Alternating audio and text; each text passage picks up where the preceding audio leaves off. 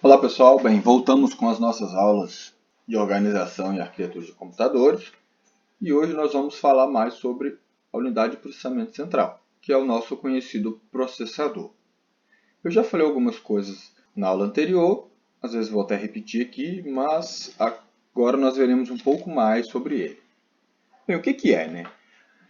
A unidade de processamento central, o CPU em português, ou Central Processor Unit, CPU em inglês, é o nosso querido processador. Ela executa as instruções de programa e assim ela realiza as operações do computador. Então, tudo que você vê sendo executado no computador é por causa do processador. Ele que pega o conjunto de instruções e executa. Sem a unidade de processamento central, o computador não funciona. Não adianta você colocar todas as outras peças, ele não funciona de jeito nenhum. E assim, qualquer programa de computador, ele é formado por um conjunto de instruções. Milhares, às vezes até milhões de instruções. Então essas instruções que o computador entende, elas são organizadas numa ordem, não é coisa aleatória, né? Ela tem uma ordem e essa ordem varia de programa para programa. E esse agrupamento de microtarefas, que são as instruções, em ordem realizam determinada tarefa específica, fazendo assim os programas funcionarem. Aqui eu já mostrei para vocês essa imagem, mas só para a gente relembrar aí o conjunto aqui do computador. Aqui nós temos em destaque o processador. Nós podemos classificar basicamente em três partes um processador simples. Nós vamos ver depois que existem mais coisas dentro de um processador atual, que são feitos de engenharia para dar uma melhorada no desempenho geral do computador. Aqui nós temos um caminho de como os dados funcionam. Reparem o seguinte, aqui nós temos duas partes desta imagem visíveis, que seria os registradores, e aqui nós temos a unidade lógica aritmética. A unidade de controle ela é responsável por operar isso aqui e fazer com que as instruções cheguem dentro do processador, sejam entendidas, executadas e guardadas posteriormente na memória se for necessário. Nós temos aqui setas então que indicam caminhos de dados, que basicamente você pega os registradores. Os registradores nós podemos entender como pequenas memórias que armazenam os dados e as instruções que estão sendo executadas naquele instante e passadas então para a unidade lógica aritmética, que pode fazer operações de diversos tipos. Essas operações sendo feitas, no caso aqui era um exemplo de adição, tá? Ó, ele entrou dois registros, dois valores, fez a adição, então saiu aqui a soma e essa soma é guardada em algum outro lugar, em outro registrador, por exemplo.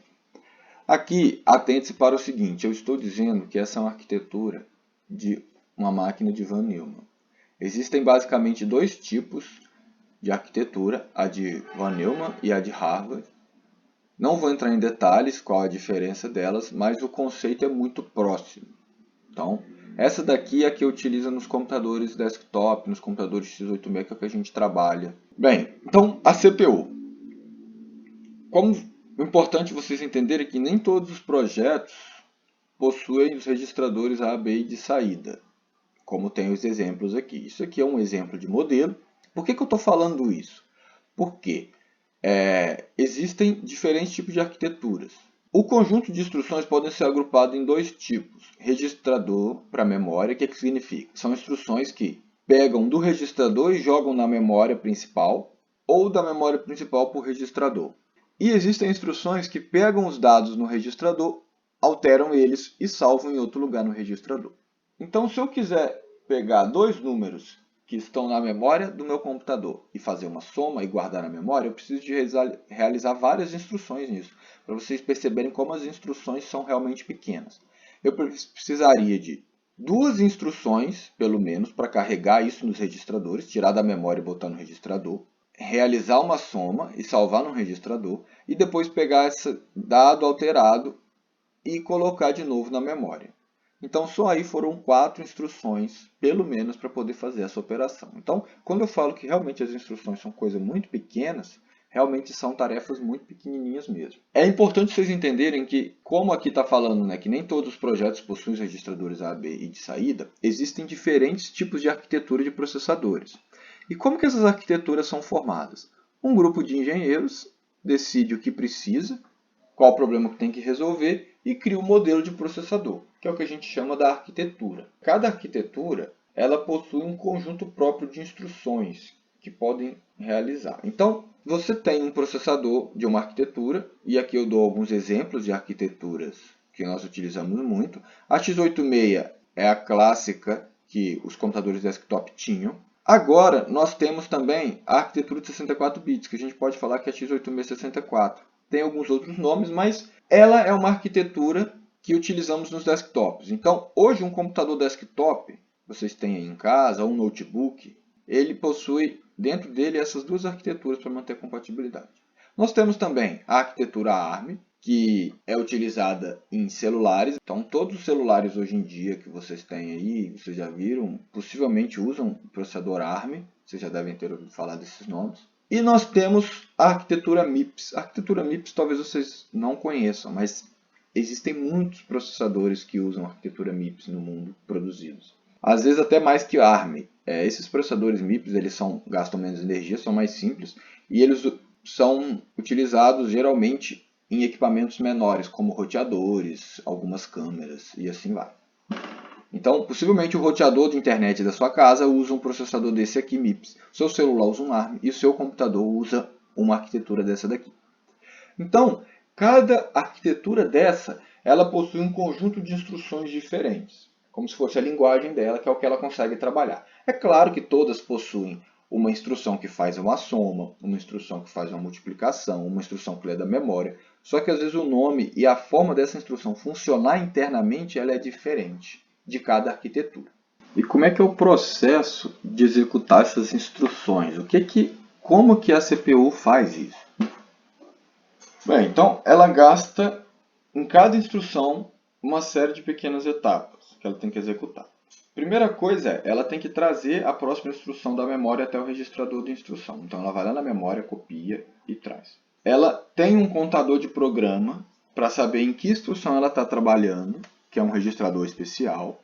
Então ela altera isso para falar, eu mudei o número da instrução. Depois, ela tem que descobrir que instrução que é. Então ela tem que decodificar o tipo de instrução. Aí, decodificando, ela verifica. Se for uma instrução que usa a palavra na memória, o que ela tem que fazer? Ela tem que ir lá na memória, buscar esse dado que ela vai utilizar para realizar a instrução. E, claro, ela tem que fazer isso determinando onde ela está. Aí, se for necessário, ela traz a palavra para dentro de um registrador da CPU, caso seja necessário, e ela executa a instrução. Aí, agora, ela volta para a primeira etapa, que é o quê? Pegar a próxima instrução, trazer até o registrador, e assim ela vai trabalhando e executando essas instruções. E com isso os programas vão sendo executados. Agora, nós vamos ver aqui alguns princípios de projetos que os computadores modernos têm. Então, existem algumas regrinhas basicamente que todo mundo que vai criar uma arquitetura nova implementa para você poder ter desempenho. A primeira delas é todas as instruções são executadas diretamente por hardware. O que significa isso? Significa que toda instrução que existe na sua arquitetura, a própria CPU consegue executar ela sem nenhuma artimanha de software. Por que isso? Porque antigamente, alguns engenheiros criavam instruções complexas que você programava. Na época se programava só utilizando a linguagem Assembly, então só essas instruções diretamente, não tinha as linguagens de alto nível. Então, para facilitar a programação, você criava uma instrução e essa instrução não existia diretamente dentro do processador. Essa instrução era um conjunto de outras instruções, isso era só para facilitar o desenvolvimento. Então não tem mais isso hoje.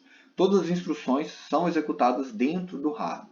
Você tentar maximizar a taxa de execução de instruções, que é um cálculo de milhões de instruções por segundo, esse MIPS não tem nada a ver com o MIPS da arquitetura, é só a mesma sigla.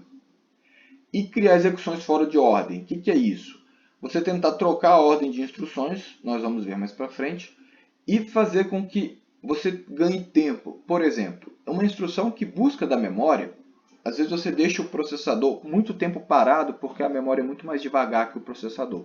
Então, se você consegue, antes de fazer esse pedido, fazer algumas outras instruções mais rápidas de cálculo, por exemplo, que já estão nos registradores, você acaba ganhando tempo trocando a ordem das instruções. Claro que sempre pensando em nunca trocar as instruções de forma que dê resultado errado no computador. As instruções elas devem ser fáceis de decodificar, assim você não tem um hardware muito grande para isso. Somente as instruções de load, store, acesso à memória. Isso facilita muito a arquitetura. Então, nenhuma outra instrução consegue ir na memória do computador pegar alguma informação. Se você precisar dessa informação em alguma instrução, antes você tem que pedir, utilizando uma instrução dessa, colocar nos registradores e depois você fazer as execuções.